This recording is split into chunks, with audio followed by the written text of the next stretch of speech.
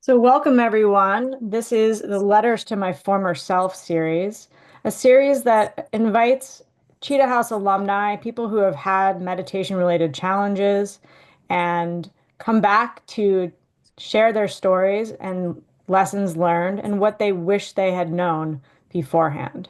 And so I'm very happy to be able to introduce you to Jennifer Lang, Cheetah House alum. I can't remember what year you were here, but she has quite a story to tell. And I just want to remind everyone that it takes a lot of courage to come back and tell your story.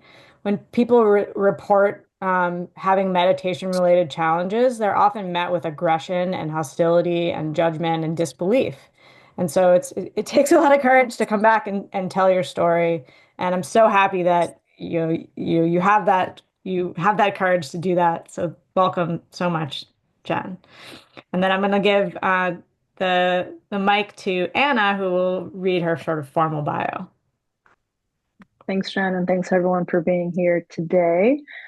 Jennifer Lang is a mother of two, a yoga, meditation, and mindfulness facilitator, and a passionate advocate for emotional regulation and nervous system awareness.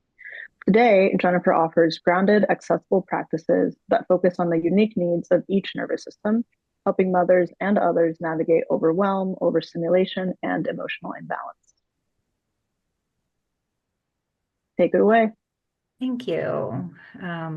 I'm really honored and grateful to be here. So thank you for all of you for taking the time. I just want to start out first by sort of saying that in preparing for this talk, I've had a lot of feelings come up for me, and a part of me felt like I needed to be this sort of fully healed version of myself with you here today to be able to tell this story. But in all honesty, I feel like I'm still healing, and the story still feels raw and vulnerable when I speak about it. So I'm going to be doing my best to take care of my nervous system while I'm speaking, whether it's pausing or taking a drink or resourcing in some way. So I invite you to do the same. If anything that I'm saying brings up anything for you, I'll invite you to just take care of yourself however you need to. So I know that this is really important to share, and I'm really grateful to the work that Cheetah House does to support, educate, and advocate the world on this subject. So before I share my retreat experience, I think it's important to share with you sort of how I came to find meditation. So prior to my retreat, I had practiced meditation on and off for about 13 years. So this began after an 8-year struggle with an eating disorder. During that time, I rotated through multiple therapists. I I was often put on different sort of pharmaceuticals that at times helped, but also just seemed to numb me. Treatment programs seemed to take a one-size-fits-all approach that left me feeling damaged, hopeless about my recovery. So I knew that there had to be another way. Eventually, I connected with an MBSR teacher and found peace through a 13-week program where this teacher introduced me to meditation and helped me connect to a body I had felt disconnected from.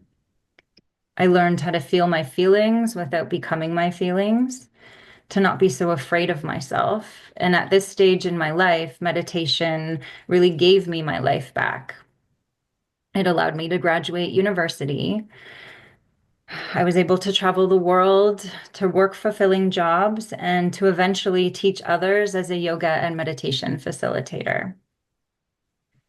So the one thing I will note about this experience was that the MBSR teacher never needed to know my story or what was wrong with me when I came to them. They just wanted to help me with how I felt in that moment and provide me with support.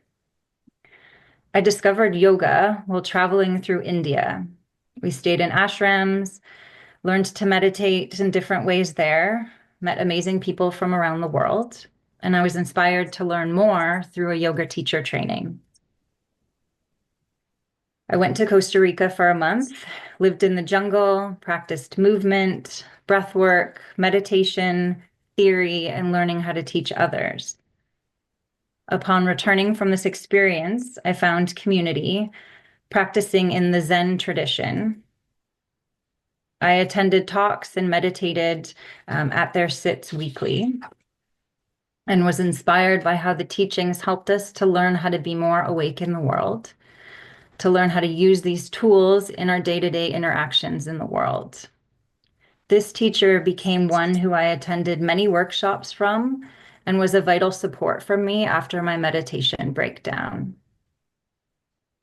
I became a certified pain care yoga teacher and taught therapeutically in hospitals, clinics, and studios. This work felt fulfilling, inspiring, and also perhaps as many yoga teachers find themselves, helping others more than they were helping themselves. So I decided in 2016, which was the year that I turned 35, that I would dedicate myself and this year to deepening my meditation practice through going on extended retreats. A friend and yoga teacher was offering a 5-day Vipassana on a beautiful Gulf island in BC, Canada, based on Mahasi Sayadaw's labeling technique from the Theravadan Buddhist lineage. We practiced walking and seated meditation, daily yoga and Dhamma talks. We ate nourishing food, as well as had supportive interviews almost daily. It was intense, powerful, and insightful. I left feeling more peaceful, but I also noticed that I had a tic that had appeared in my body during sits. I thought I was just dozing off at the time, but each time I checked in with myself, I wasn't tired. So I never mentioned it, and I didn't think much of it at the time. A few months later, I attended an 8-day Zen-style retreat led by the teacher I spoke of earlier who helped me post-retreat. It was a less rigid style than the 5-day. We did shorter walks and sits. We made eye contact, which was encouraged, which was not encouraged in the previous retreat. We enjoyed nourishing food together. Each of us had tasks for the week, and we were also encouraged to be bored and not just fill our time with rigid practice in every free moment. At that time, I was feeling like the more rigid practice was a deeper form of practice. But I now understand this nourishing one was much more important.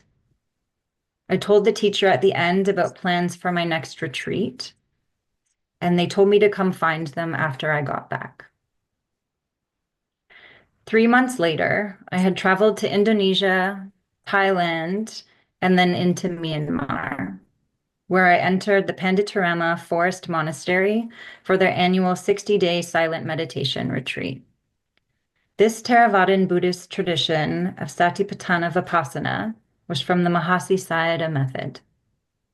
It emphasized abdominal breathing and continuity of mental alertness through the noting of mental and physical objects as they arise moment to moment. So, for example, if you're not familiar with this practice, you're noticing breath in the belly, and as you're noticing breath in the belly, you're labeling that as rising, rising as you're inhaling, falling, falling as you're exhaling. As the practice continues, you begin to note from the senses, thinking, thinking, feeling, feeling, hearing, hearing, pain, pain, etc. And it continues. So we followed a very rigid schedule. We were up at 3 a.m., 14 hours of meditation daily, including walking and sitting, 2 meals a day, one at 5:30 a.m., one at 10:30 a.m., with only juice at 4:30 p.m. We were expected to continue practicing through meals while in our cabins until sleep at 8 p.m. post Dhamma talk and chanting. Within the first few days of my experience here, my body began an intense physical purge. I would need to rush up from sits to go be sick in the washroom. I began to experience deep states of concentration, hallucinations, and experiencing visions of what I can only describe as past traumas resurfacing. I experienced myself transform into a bird, an extremely dark, disturbing figure. I experienced intense pain and pressure and almost felt as if my brain was being reprogrammed. Every 3 days, we had interviews with the monks. When I vocalized these disturbances, I was just told to return to the practice.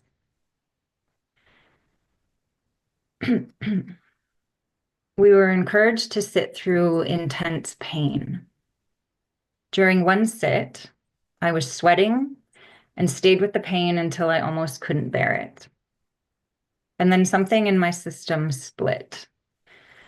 I saw this vision of all of these molecules separating into thousands of pieces, and the pain disappeared. My whole being at this point felt as if it completely split apart. The next time I sat, my body began to move in ways I had never experienced before. So my shoulder would pull back and sort of down, almost as if it was adjusting itself. My chest would lift, my head would turn from side to side, and my body would begin to sway. It started out slow and at times almost felt blissful, but would then become so intense. It was almost as if something was trying to make its way out of me. It thrashed me in all directions. And with these intense physical experiences came more visions, voices, extreme paranoia, and a fear for my life. I'm just going to pause there and take a sip of tea.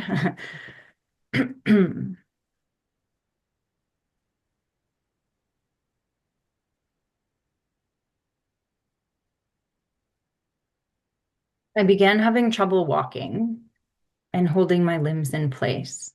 So all of my senses were incredibly heightened.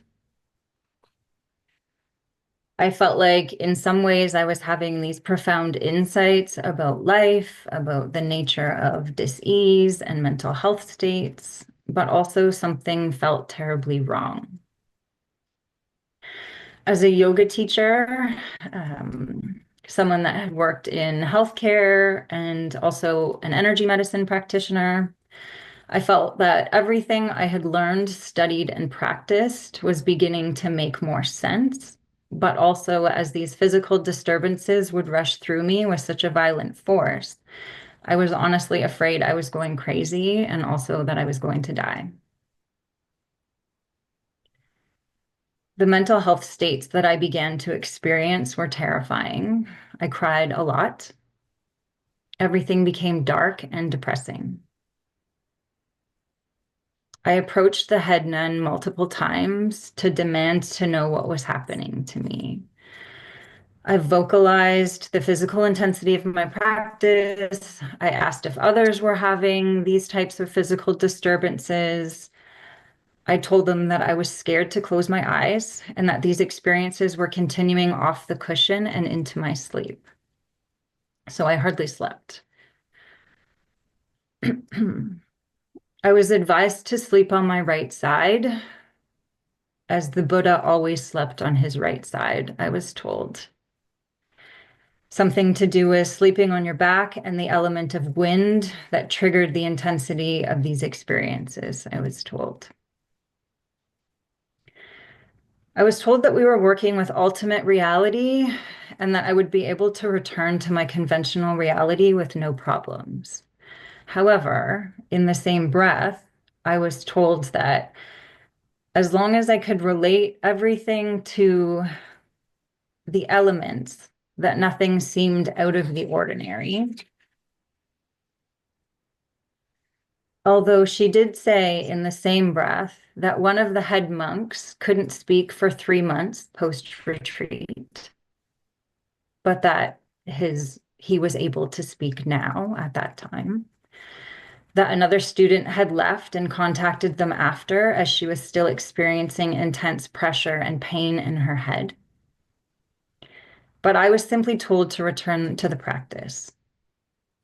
I had lost trust in these teachers, and I began to perform my sits in child's pose to avoid these violent experiences. At this time, I wondered what I was supposed to do. Stay for the remainder of the retreat, hoping to meditate my way through or out of this and get better, or to leave, not knowing if I was mentally or physically stable enough to take care of myself in a foreign country.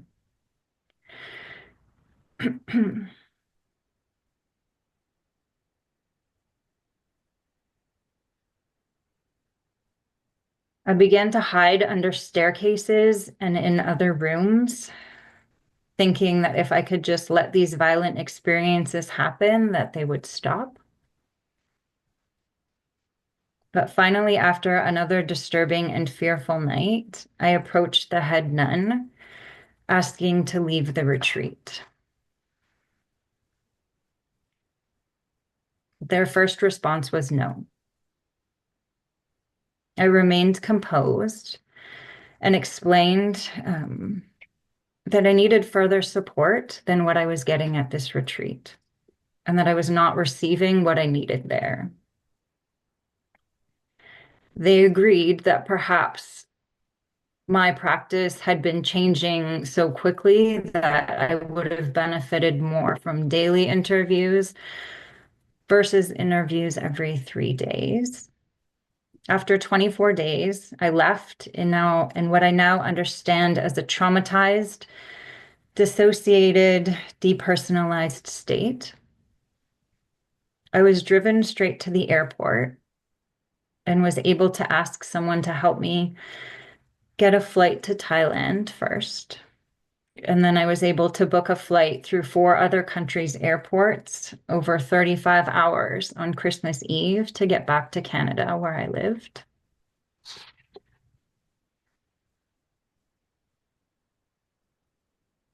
During the time of these travels, I was terrified that I was going to sort of lose my capacity to function in airports.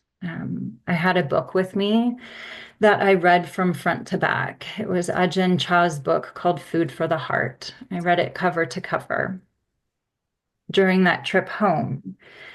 And I actually really think it saved me from having a complete breakdown in public. The explanations of the practice in that book, most specifically using a very gentle inner tone of voice, really helped me to be able to trust my body and control the involuntary movements on my trip home. I honestly have no idea how I made it back, but I did have deep trust in my system's resilience after that experience. And to be honest, I just thought that I had done something wrong and failed at meditation. I was afraid to tell my family because I thought that they would think that I was crazy. Um, I explained this situation to other people that then, had their own versions of what they felt like happened, which I didn't feel was helpful. So I kind of just kept quiet about it, to be honest. But I did reach out to the teacher that I had mentioned before to explain how I was feeling and that I had returned. The first thing they said to me was, "I'm happy to know that you knew when something was too much for you." And then they advised me to join their upcoming meditation facilitation mentorship program, which I did. It was a 2-week program where I was able to learn specific practices to help support specific needs of different populations of people. I was able to find safety in my body again at this time. And I also spoke to a trauma therapist at this time who was a family member as well and was able to open up about my experience with them. And they also pointed out that if I had stayed any longer, I probably would have ended up in a psychiatric facility. So this teacher that I began working with began speaking in a way that I hadn't heard them speak before about meditation. When I would attend their workshops, they would talk about adverse meditation experiences and some of the darker sides of practice. By validating my experience, I believe they really saved me from myself in those dark and confusing times post-retreat. The ripple effect of the retreat left me depersonalized, dysregulated, depressed, traumatized, with suicidal thoughts and ongoing involuntary movements,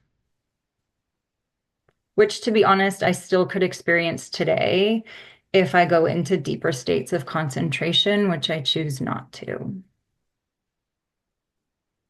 I spent the next 2 years post-retreat really diving into research on trauma, PTS, the nervous system. Interesting enough, I was hired as a yoga therapist at a rehab facility for first responders with post-traumatic stress. I was supported one-to-one by a meditation mentor. And I believe during this time I coped fairly well, but I also believe I compartmentalized my retreat experience. I had a journal that I could not read. I couldn't think about the experience. It was just too much at the time. After the loss of this meditation teacher, I found myself looking for meaning and further healing from my experience. That was when I was connected with Cheetah House and with Willoughby.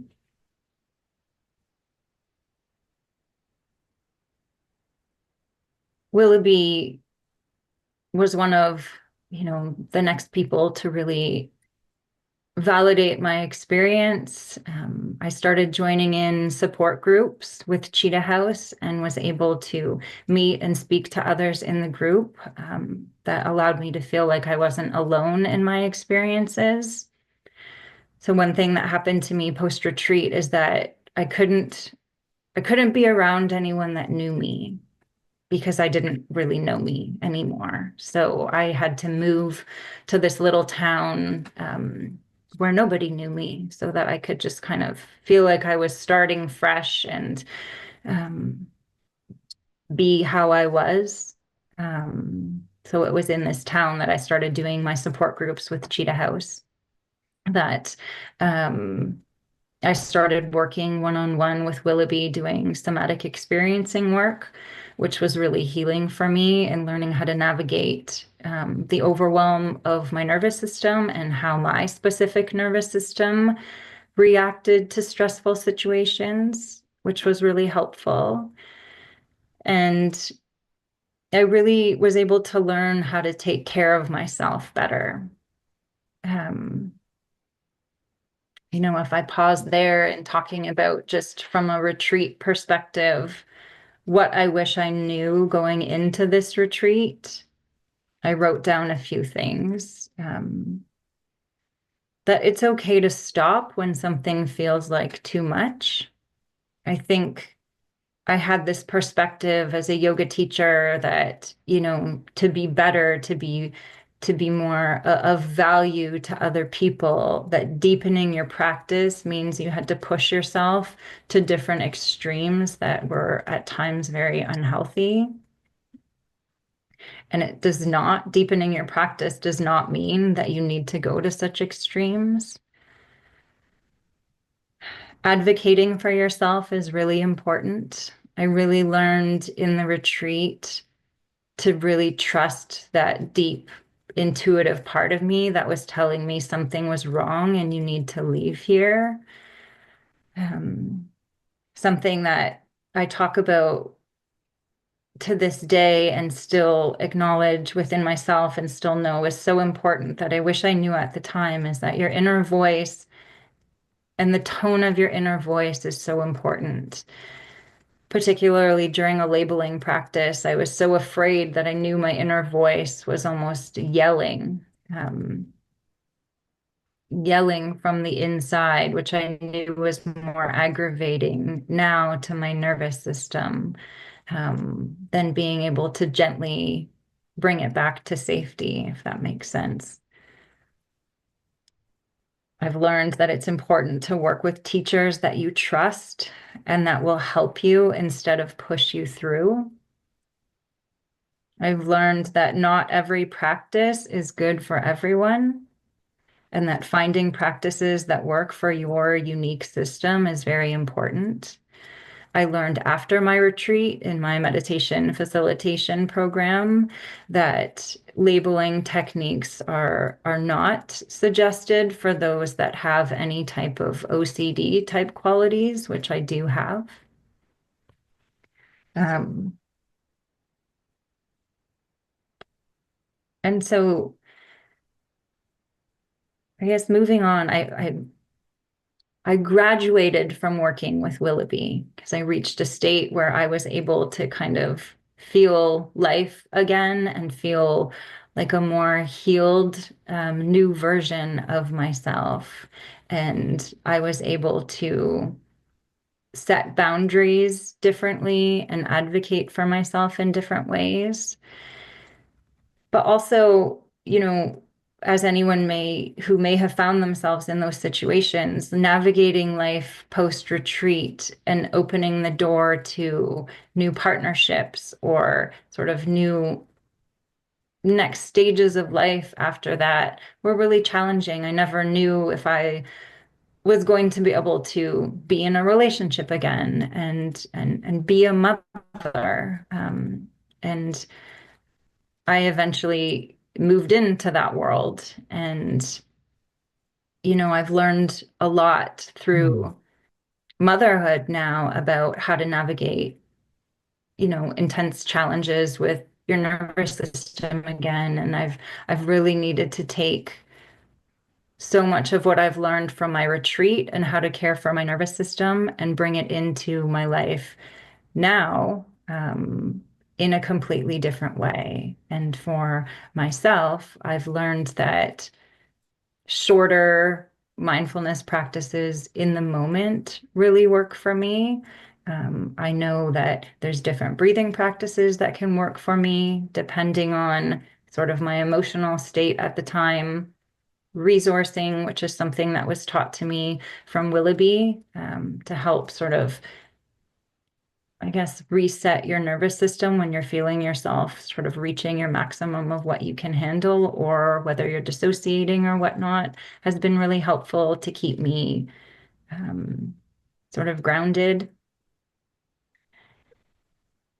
But I think as well, really acknowledging in my own life, and sometimes I'm not sure if anyone here is a mother, but sometimes I feel like I'm damaged from my retreat and can't handle motherhood the way that I would be able to if I hadn't had that experience. But what I've come to learn from that is that, really caring for your nervous system moment to moment, day to day, is this ongoing healing process. And um, I'm trying to navigate it in a way that's helping my children as well, learn how to take care of their own nervous systems. And I feel like, let's just say parenthood, I suppose, because maybe it's not just for mothers, but that when we have these experiences and then we become another version of ourselves and it starts to bring up things for us that really it's been really important for me to talk about it and be honest about it, because that has been one of the most healing things for me, is just beginning to open up about the difficulties of navigating nervous system dysregulation and and learning new tools to help work with how we feel moment to moment. And for myself, sometimes, I didn't have the ability once I entered motherhood to take much time away from my kids for my practice. So I had all of these tools that I felt like I had learned that were coping tools, but I didn't know how to access them anymore, because I didn't have what I perceived as the amount of time for practice. There was always this perception that I had that to meditate properly, you had to sit for at least 30 minutes, or to have an effect on, something, it had to be X amount of time. And what I had to learn as a mother about these tools is that sometimes all I have is, a few minutes where I'm feeling dysregulated and I'm responsible for caring for little people right now. And I need to bring myself down from overwhelm or back from dissociation, or, into the moment so that I can be the best version of myself for my kids. So tools that I use are very short practices that can help get me there. And um, I think that that's important to recognize, because coming out of retreat, something that I even learned from meditation teachers who had helped me is that maybe their practice was only 5-minute sits that they were doing because that's what worked for them, or that's what was safe for them at this point in time. And that um, I think having experiences like this and being teachers or becoming teachers or whatnot can bring up so much for us, because we have this responsibility of,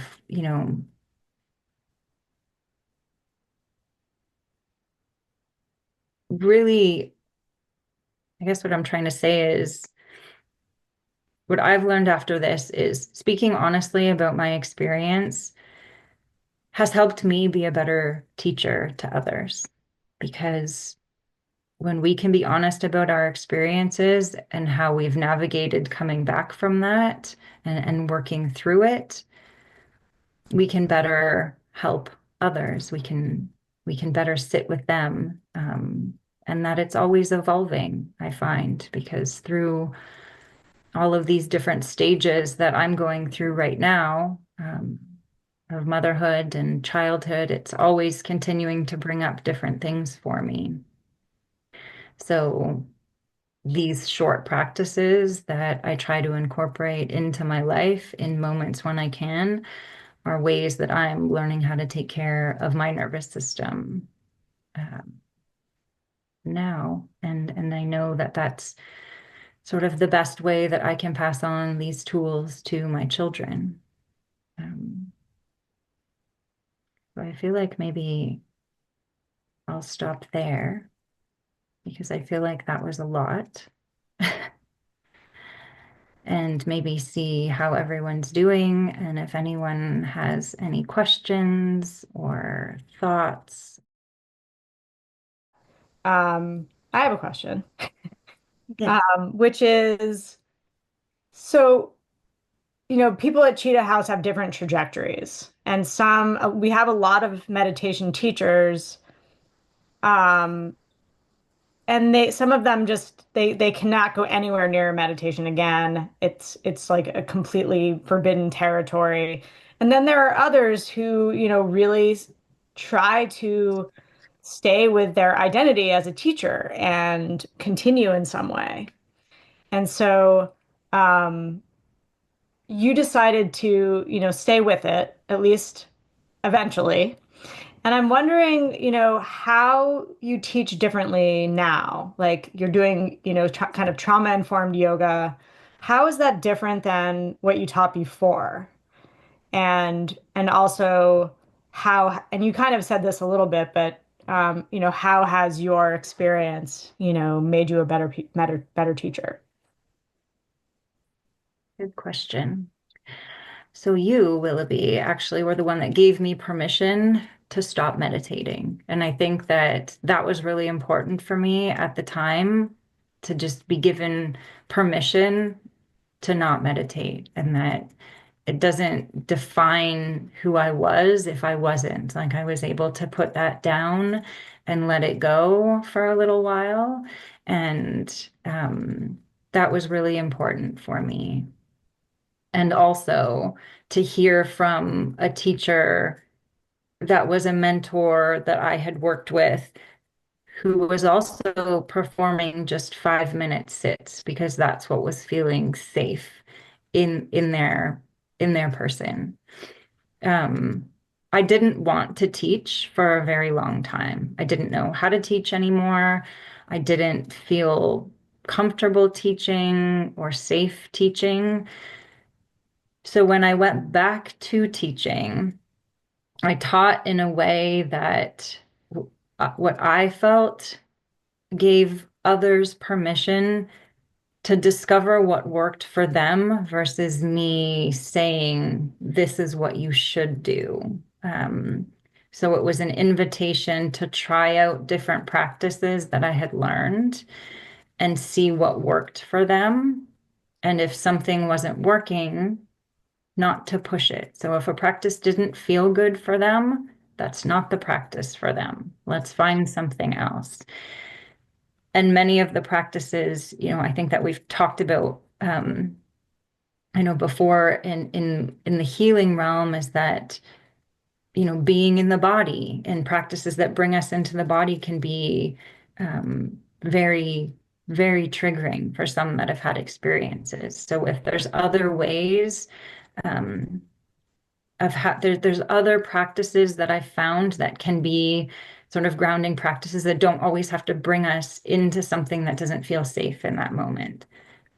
From a very simple perspective, something like not closing our eyes if we're not comfortable closing our eyes, or walking around instead of having to stay in one spot, lying down instead of sitting. So all of these, I think that my introduction to yoga and meditation at a time was like there's one way to do a pose and there's one way to meditate, and it has to be in this specific position and the asana has to look this way. And then all of a sudden you start to learn, oh, but wait, it's about how it feels in your person. So there is a different way to do a pose based on how your body is. There is a different way to do a practice for different nervous systems. And I think it was, when I dove into starting to read about trauma and I read The Body Keeps the Score by Bessel van der Kolk, I think I was like, oh my gosh, like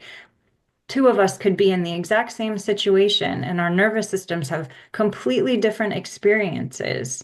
So we both need two different types, well, maybe even more than two, but like we both don't need the same form of healing to make us to help us. We need completely different things. And I think that just opened me up to this whole road of navigating like our own unique system. So I guess getting back to your question about teaching is very scary, but also when we have these experiences, I think that I started to learn once I felt like I had the space and the safety within myself to talk about it, that I guess maybe not everyone will think about this, but that there is a bit of a gift in our experiences of being able to help others. Whereas before I was this like love and light yoga teacher that just wanted to make everybody feel good. Really, like that's what it was. I'm like, I want people to come to my yoga class and like feel really good, and I want to say the right things and just have this beautiful. And now I'm like, no, this is so individual. So I don't teach big classes. I don't do like that's not my thing. I guess I've really like taken it on more to help people learn what works for them. Um, if that answers the question. Sorry, that was a bit of a rant. No, that was great.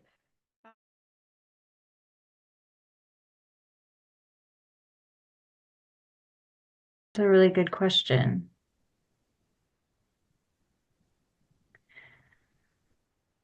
When I think about happiness and the nervous system, like for me, it's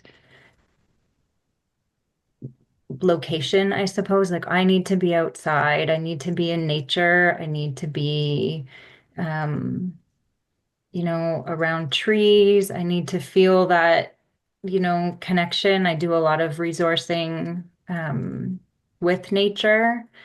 I find that I'm a better version of myself as a mother when I can be outside. And that to me, it kind of equates like a happy nervous system. And I also recognize that because in the opposite realm of that, when I don't get outside enough and when I'm not in nature the way that I would like to be, um, I feel different in myself. I feel more claustrophobic. I feel, um, just a sense of tightness, I suppose. And I feel like I just don't operate in a functional way. And that,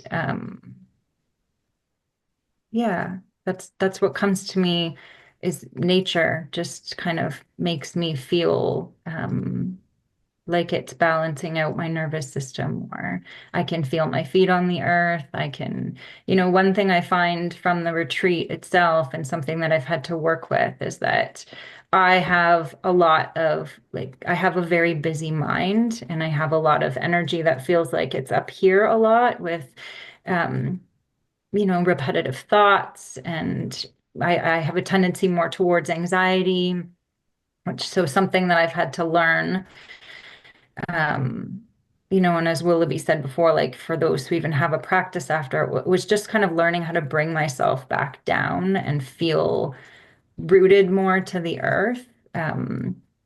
So I guess that's why nature has that sense of sort of happiness. It makes me feel more grounded.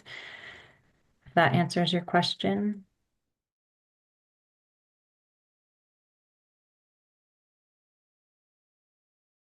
Is interesting. I believe that you can still be dysregulated and happy. Absolutely. And you can still be dysregulated and unhappy. I think that's something I really learned along the healing journey as well is, recognizing that we're always going to have different feeling tones that we're working with, and that's what it is, that feelings are like these tones in us and not necessarily who we are. And, in retreat, I experienced all of these different mental health states. And I also recognized how terrifying and difficult they all are. And I had so much empathy for those that are stuck in one of those states permanently.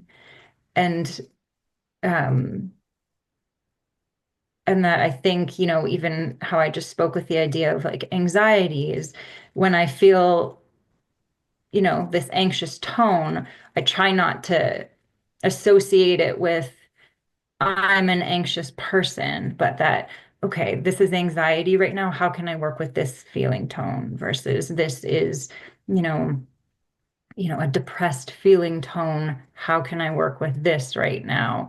Versus identifying it with who I am, which is something that I did learn through the MBSR training that I did when I had that, sort of initial introduction to meditation, working with an eating disorder, was just so disconnected from any feeling. I didn't know how to feel anything without just fully becoming that feeling.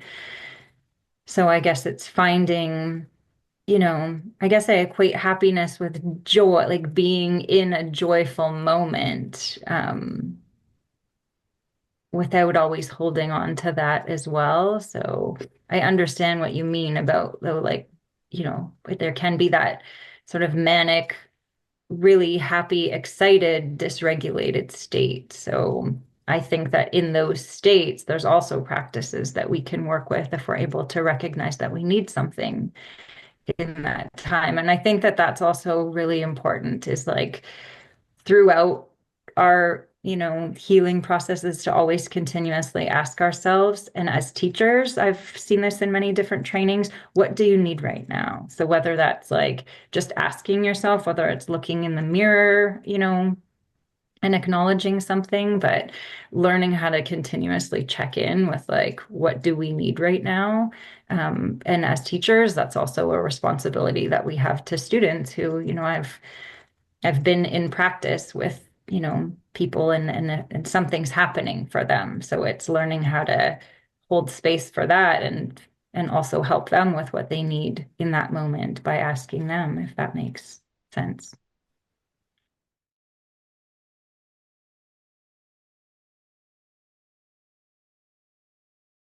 Thank you for sharing that. Is it important for you to let them know?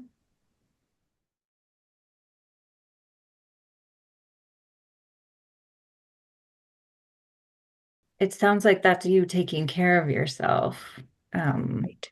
because as you say that, and I've been reflecting on my story over the last little while since we talked about me sharing this experience, and it does bring up a lot, no matter how long it's been. Um, and I've had to do things to help myself write out this story and share this story. I believe it's helpful to talk about this and our experiences and to share them so that, as Willoughby has done with her work, there's, emotional first aid trainings. I know of retreat centers now that do offer, I can't Mhm. list them all, but I know of um, teachers who have acknowledged that these experiences can happen on retreat, and they do offer, emotional first aid support while on retreat if things are happening. Um, I think for some of us, myself included, it takes a while for us to not think it was our own fault for, oh, I must have just done something wrong. So for me, yes, I filled out the paperwork before going on retreat. I didn't have any known sort of, psychiatric conditions that felt relevant to speak of in this, but I felt like, we do our due diligence going into a retreat. And, depending where we choose to go on retreat, there is a responsibility on their part to make sure that it feels safe for everyone. And some retreat centers may have those services and some may not. And the reason why we're having this conversation is because I think that it needs to be spoken of more so that, yeah, I guess you know, my answer is yes. I think it's important for these retreat centers to know this, but also I think it's more important for you to take care of yourself. And if it helps you to share that experience with them and helps you in your healing process, yes. But it might be an evolving process that may take you years to do, and that's okay as well.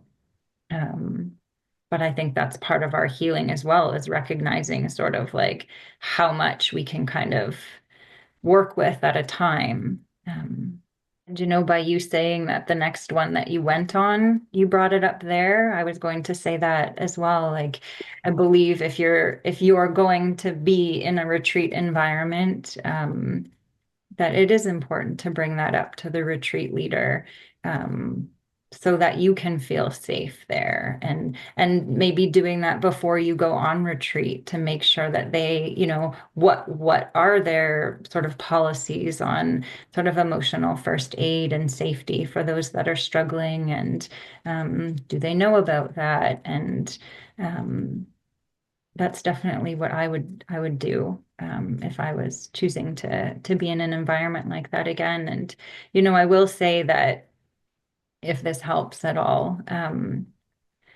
I did go on retreat again after that one, but it was as a volunteer at the initial 5-day retreat I talked about, where I first started with the Mahasi Sayadaw tradition. I went back there. Um, as a volunteer. And so I was able to help prepare food, support people just by being there in presence. And I could attend the Dhamma talks. I could participate in the sits and walking if I chose to. And I did a couple of times. And I was also able to notice during one of the walks that something kind of happens to me that I can't really explain when I get into like a concentrated state. I can feel that in the walking. And I just saw, a little an alarm bell went off. And then I just thought, okay, that's enough for today. And then I Mm. was able to just kind of, find what worked for me without feeling like I had to complete something. I'm not saying that that's the right thing to do for everyone, but I'm just saying that for us to recognize, you know, what feels safe in our own systems if we're choosing to go on retreat after that. And to absolutely, I would vocalize that to the instructors.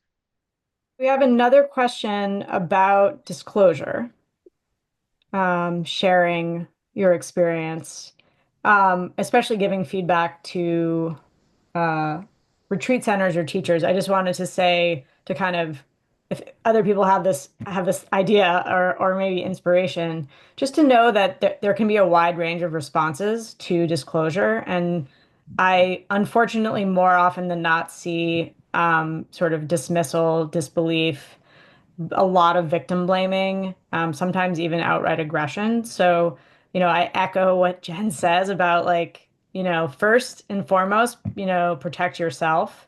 And if you feel stable and ready to kind of give feedback, give feedback because like that giving feedback is itself the success and not changing the meditation center or the teacher. Because if that's your success, then you kind of put yourself in a trap. So that's my one thought about that. But as a related question about kind of easing into the disclosure, can so I'll let you ask your question the way you'd like.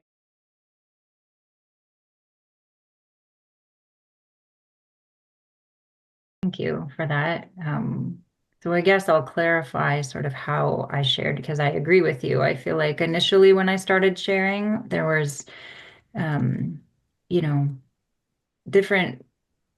I think I was sharing because I just really wanted to know what had happened to me. And so when you start sharing with certain populations of people, they have this idea of, from like the insightful, there was two different experiences I felt like. One was like a very mental health related experience that some people identified my experience with. And one could have been, maybe more of an enlightening, awakening type of experience.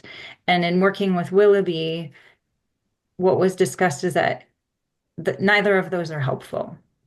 So speaking about it to find out what actually happened wasn't helpful for me at the time. And it kind of put me into this like hyper focused state of just really wanting to be present so that I didn't fall into one side or the other of what had happened.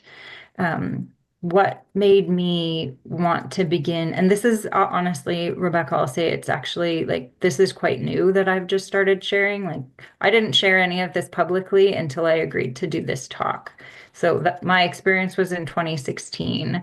I became a mother in 2020, and it wasn't until I started having a lot of nervous system dysregulation as a mother from birth trauma and from, everyone just had this assumption that I was going to be this, prepared mother because I had all of these coping tools and resources under my belt, and I wasn't. And I was very lost and very dysregulated and having a very difficult time. So when I talk about sharing openly, I started sharing more openly about that, which was like, I'm a mother that's having a very hard time right now, and I'm dysregulated, and these are things that are very hard for me versus like I had this meditation breakdown experience before and started sharing about that. So I completely understand what you're saying about the shame and all of the feelings that come up around sharing. I only shared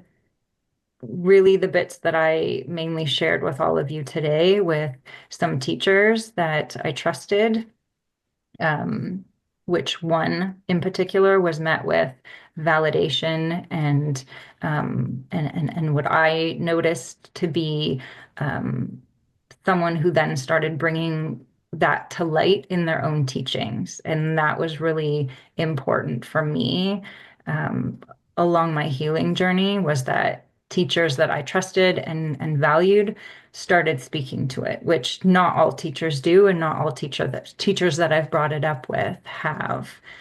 Um, so I hope that clarifies a little bit that I have not gone around and really shared openly. I've written something that's up on Willoughby's website. I've written anonymous papers that, have been out there in various platforms, but you know, I've not spoken to this extent. I've talked about difficulties that I've had on retreats, and things that happened, but not fully to this extent.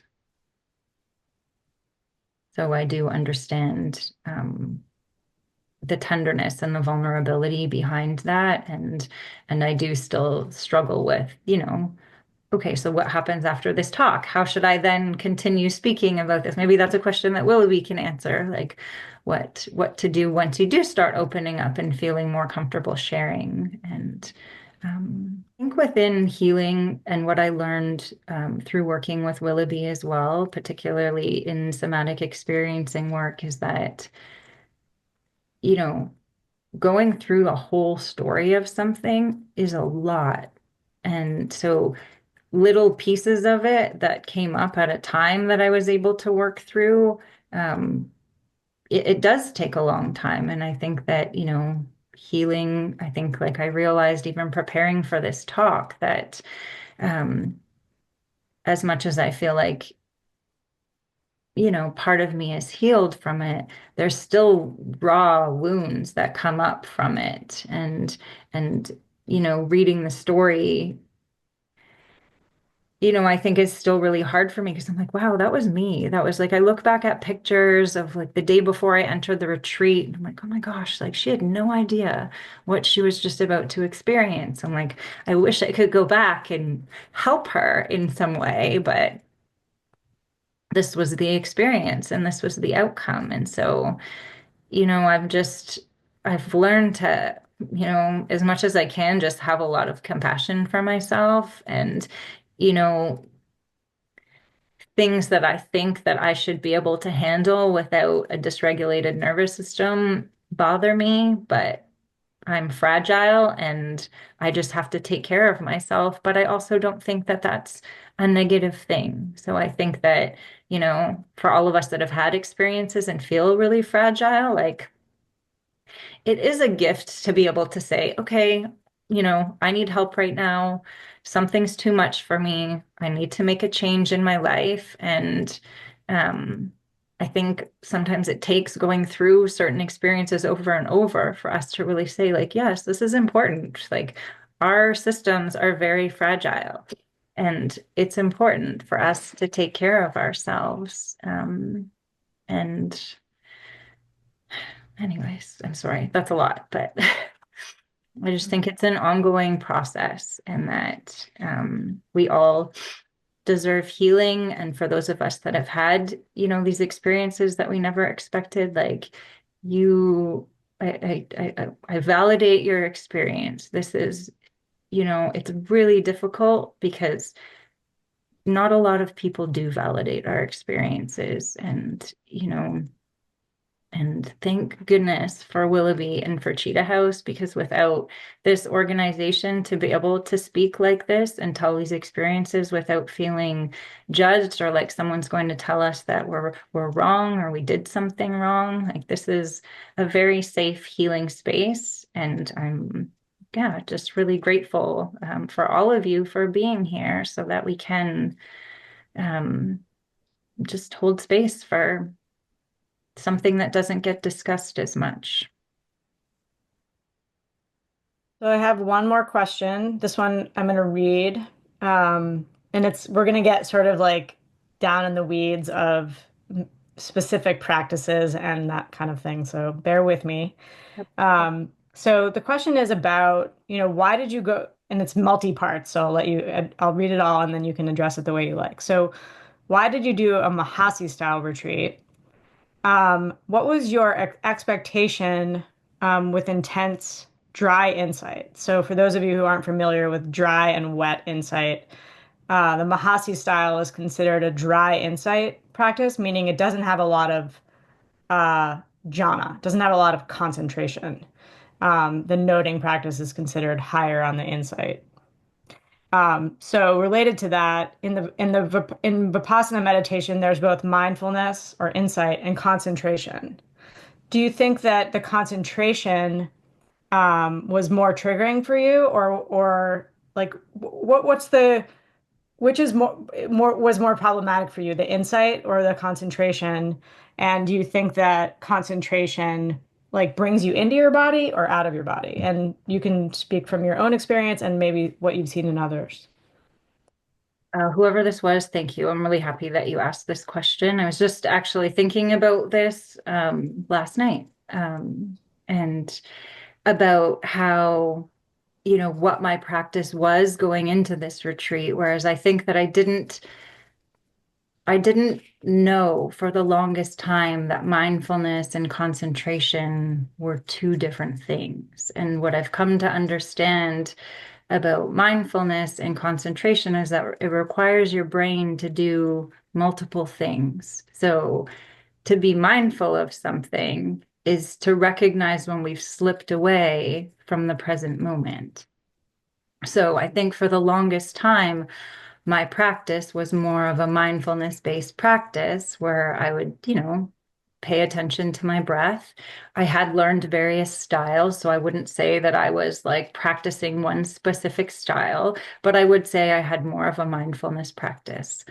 What I don't believe that I was practicing as much during that time was the concentration part of it. So for me, my understanding of it, like I said, mindfulness is like you're paying attention to something, you have an anchor, and you're mindful of when you slip away from something. But then your brain needs to do something at that point, which is to bring yourself back. And the more you bring yourself back, that's developing concentration. And the more you develop your concentration skills, the more you're sort of noticing when you slip away a little bit easier versus, I believe that maybe I was practicing, what I thought was more of a mindfulness practice and paying attention to my breath, but I was probably drifting off a lot more. I was probably, you know, daydreaming a lot. And that was my meditation practice because I was sitting for the right amount of time, but maybe I wasn't bringing myself back um, in the same way as I started doing in the concentration practice. Why did I choose the Mahasi style? I chose that because a teacher that I really trusted and that I had practiced with had started going to Myanmar and started practicing this style. So he began offering specific meditations related to the Mahasi style. Um, so within that practice, you're paying attention to the breath. And then when your mind gets busy, instead of, I guess, bringing it back, you're then noting. So I guess maybe I didn't recognize before that it's not a concentration style practice, even though I felt like I was in a deeply concentrated state.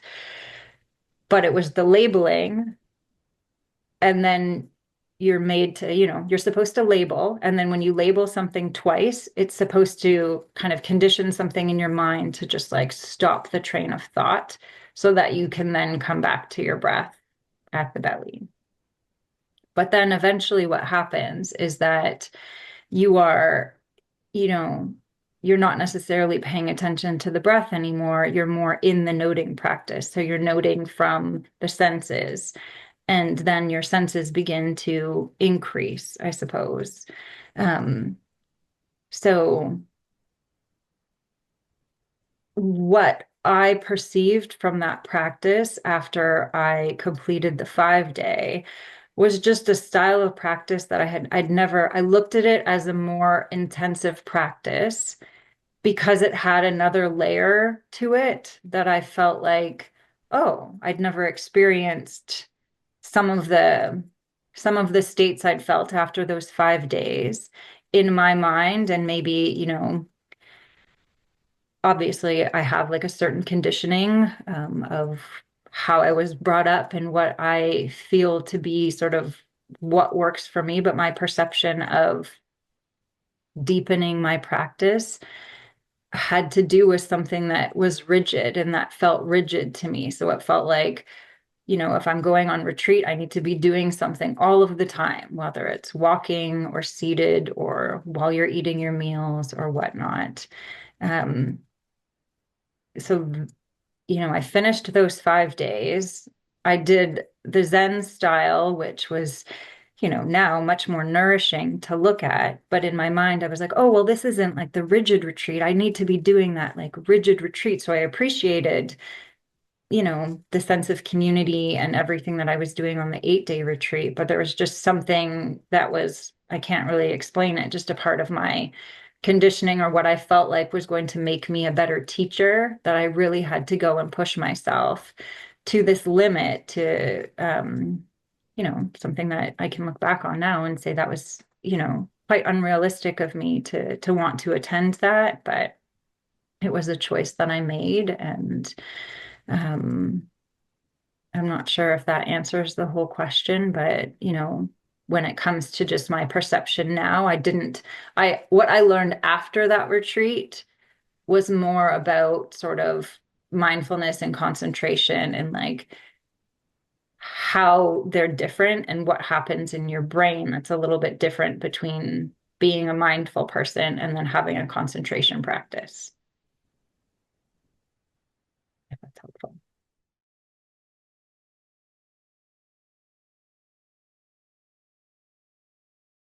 Thank you for sharing that.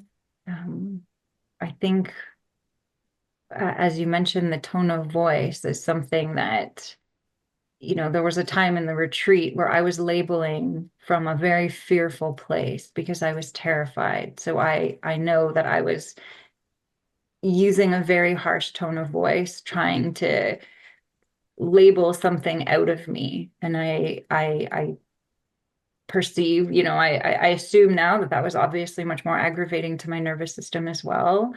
And so learning how to have that gentle inner voice now when I'm speaking to myself, when I'm speaking about anything, when there's different practices that I do that really help me. And, a lot of them have to do with the way that I'm speaking to myself on the inside, because I recognize that, my nervous system doesn't know words, but it recognizes the tone of how I'm speaking to myself. So if I'm able to speak to myself with a gentler tone, that helps my nervous system find more, like integrate a little bit better and find more of a sense of calm and safety. From the intuition part, Simon, I did the same thing. I stayed way longer than I should have. And I know that something was speaking to me way before I actually made the final decision to leave. But I do recognize that no matter what kind of state that I was in, we all, I believe we all know of things in different ways. So some of us have this like felt sense that something feels wrong. Some of us might have this, our own inner voice saying something's wrong. Some of us might, see something that tells us it's wrong. So it's learning how to recognize like what it is about us is telling us that something's not right. I'm not going to tell anyone how to develop their intuition because I'm not skilled at doing that. But, for myself, it was something that was this like just knowing that, this isn't right and you need to leave. And it took me a while to listen to it. And, some people call things red flags but we all have it somewhere. And it really, I think, took me in this retreat to recognize that, okay, something was telling me that something was wrong. And I listened to that. Um, so how to build that, within yourself, I'm not 100% comfortable speaking to that, but trusting that there is something within each of us that does sort of, know whether we should go left or right, or whether we should, and it takes time, and we'll make a wrong decision for sure. But I think how I sort of mentioned before, just learning how to take care of ourselves in the moment. So what do I need right now? Or I'm feeling a certain way. And like sometimes I'll go to the mirror and I'll say, you feel, and I'll say how I feel to myself. And just I think it's just validating yourself, and being gentle with yourself. And I'll go back to that again, just always asking yourself what you need. And I think through that, you start to find that trust within yourself, um, and you learn how to take care of your system, if that's helpful. But definitely the tone of voice is so important. So the way that we speak to ourselves on the inside has been like a huge thing for me, and recognizing what my tone of voice is like at the time, and learning how to speak to my sort of inner landscape a little bit differently has been really helpful for my system.